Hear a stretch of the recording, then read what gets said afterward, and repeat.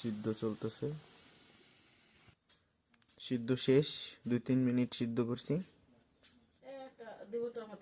এই যে তেল দিছি, গ্যাস আস্তে চালাই দিছি। তেল গরম হইলে দিব। তেল গরম শেষ, এবার মরিচ পেঁয়াজ সব দিয়ে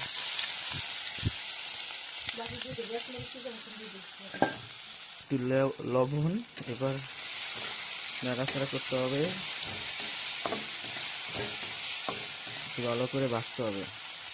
গাইস, এই যে পেঁয়াজ ভাজি করতেছি, যদিও আমি এক হাতে নাড়তেছি আর এক হাতে ভিডিও করতেছি। ফোনে এই তাকাই দেখতেছি, করে তো তাকাইতে পারতেছি না। পেঁয়াজ যখন লাল লাল হয়ে আসবে তখন আমরা দিয়ে দিব টমেটো পরিমাণ মতো।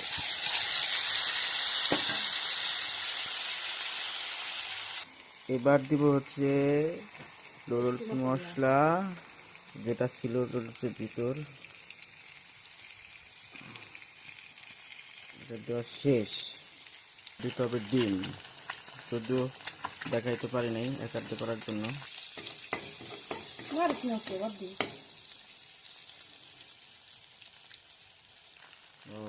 চলছে রান্নার কাজ। একটু কড়া করে ভাজবেন, তাহলে একটু বেশি মজা লাগবে, একটু স্বাদ লাগবে। আমরা একটু কড়া করে ভাজবো, আপনাদের যেমন ইচ্ছা করবেন। প্রায় শেষ পর্যায়ে এবার আমরা এইটার সাথে করে দেবো, মশলার সাথে মিলাই দেবো। মিলিয়ে দেওয়ার পরে হচ্ছে পর্যায়ে এবার আমরা নুডলস দিয়ে দিব। সিদ্ধ করা ছিল সেটা দিয়ে দিচ্ছি। আস্তে আস্তে নেড়ে দেবো যাতে না হয়।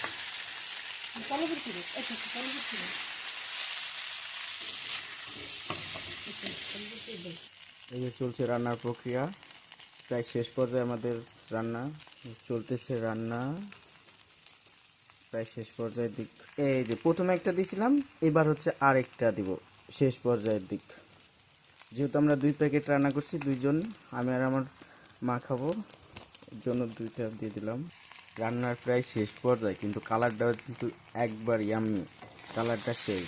যদিও আমি আগে কোনো সময় রান্না করি নাই।